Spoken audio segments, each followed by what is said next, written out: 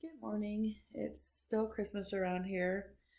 Just wanted to check in with everybody, see how you're doing, how your progress is going. Please leave me a comment in the comments and let me know what your progress is. If you have any questions or need any help, I'd be happy to help you out and give you some advice.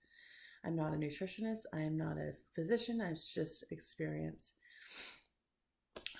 Today is going great. Everything has gone smoothly.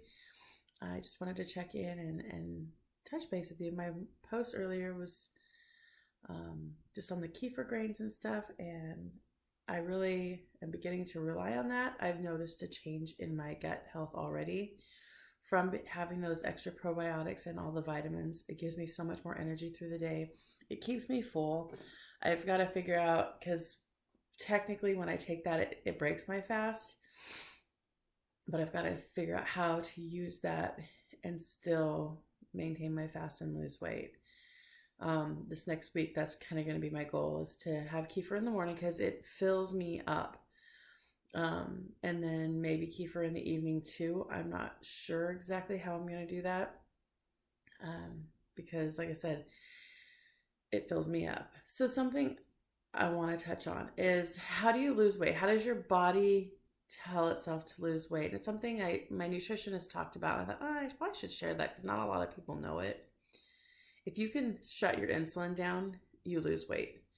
Insulin is used to combat sugar in your bloodstream, or glucose. So you take in sugars, whether it be milk sugars, meat sugars, bread sugars, carbs, whatever kind of sugars you take in, your body turns it into glucose. It's a quick fuel, quick energy, and it helps you get through the day, right? Well, when you take in that, your glucose goes up and your body says, oh shoot, here comes the insulin, and the insulin comes up. Sometimes it goes up and up and up and up and up and up all day. When you get too much insulin in your diet, your body gets used to producing insulin and it just keeps producing it. And that's when they say it's like an insulin resistance, and your body's producing all this insulin and insulin and insulin. Once it's doing that, it just starts saving extra for fat. It starts putting the fat away, and it actually puts up like a barrier so that your body can't use that fat. So if you're not putting the glucose in, you've got this barrier going, I'm saving that for later. I'm saving that. It's like that one thing that you can't get rid of, that you know you need to throw in the garbage, but you're going to have it for your whole life and you're going to save it forever. Your kids are going to throw it away. Your insulin is holding back that fat. So in order to get to that fat, you have to get your insulin down. Every time you give your body glucose or sugar, your insulin goes up, and it goes, no fat because I got all this over here. So in order to get to that, you have to cut your sugars. Now, you can go carnivore, you can go keto, you can cut everything way back. The fastest way is to fast. That's why it's fasting. It's good for your body. Not everybody can fast. Granted, it's not for everybody. If you are like very minimal body fat, fasting is not necessarily a good thing for you. You probably could do like a 24 and that's about it. But if you're overweight like me and you have plenty of fluff, fasting is the best way for me to get to my fat reserves. It's the fastest way to get me out of the insulin up and down and the glucose up and down and into a burning my fat. It takes me forever to see ketones in my urine because I have so much fat, so much glucose in my system. So I had a scan done the other day, and it said that my visceral fat was very low because I fast often. So I don't have a lot of fat around my my organs in my body, but I do have external fat, like an inch of fat on every part of my body, plus some. Makes me bigger. So in order to get rid of that, I have to get my insulin down. Now, Interstellar does have an insulin down thing, and I'm really thinking about going and getting that with my perk. I'm kind of excited about that. It's going to be worth the money to pay for it to get the insulin down, and it'll be amazing. So I want to try that. um, if I can get my insulin down, then my body will actually be able to access that fat to burn it better. So by getting my insulin down or lowered or stopped, it gives our pancreas a chance to breathe too, and it gives everything, all your organs just kind of can, like, you've got all this fat pushing on everything. Last night, I couldn't sleep because I have a pinched nerve in my shoulder, and I told my husband, I said, what did I eat? And he's like, huh. I said, it's inflammation. There's inflammation in my shoulder, pinching a nerve, making my arm go numb.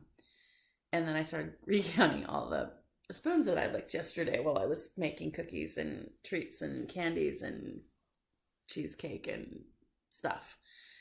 And it's like, oh, it was one of those. There's extra sugar in my body, and my body's going, no, you are dumb.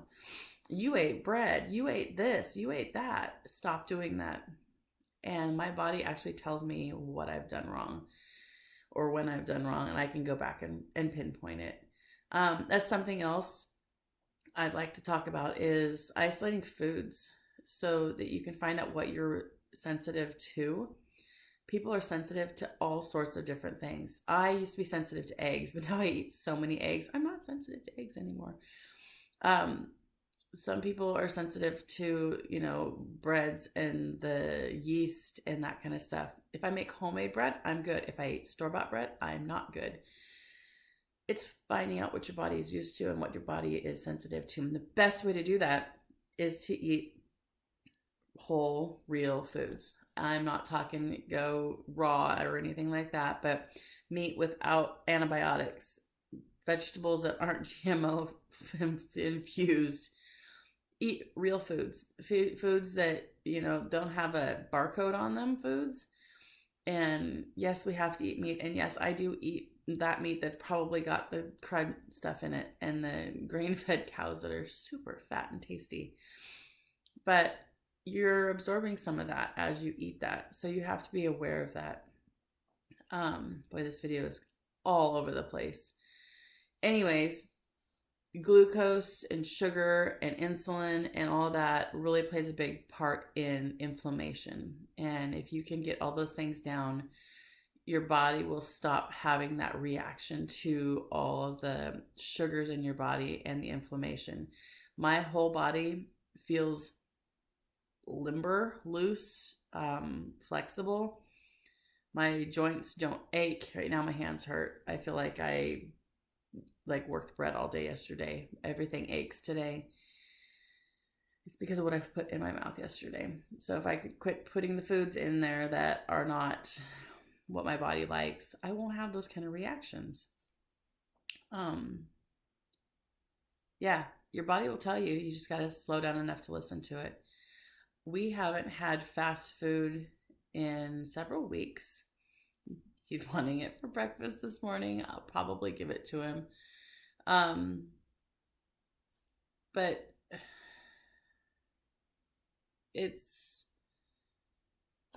I don't know. I don't know if I'll have it or not. I may or may not have it. And he's going to lose weight whether he wants to or not, because when I go on crazy diets, he does too. But I want to make this more of a way of life than a diet. I wanted to be able to go out and eat dinner at a fancy restaurant with my husband and enjoy it, but I want to be able to do it responsibly. And the last couple times we've gone out, I've been very responsible, and I've been very proud of myself that I didn't eat the potatoes and I had extra veggies or extra fruit. Love the waitress at our favorite restaurant. She's like, oh, I have some fresh fruit that's really amazing. I'm like, yes, that, don't put sugar on it. And it was really good. And she's like, oh, do you want extra veggies because you're not getting potatoes? I'm like, extra veggies, lots of extra veggies. And they do that for me. I'm like, half the plate, fill the plate, give me like 3 scoops of veggies. And they do, and they're great. And we get a salad. I might not get the salad ahead of time anymore, but I don't know. The salads are good. It's just then you put the ranch on it and then it's not so good. So we'll see what happens. But be able to live life and go out and do those fun things with your spouse and your family, it's important. Otherwise you feel like you're being deprived and you're being punished. And it took me 45 years to get this body to where it is right now.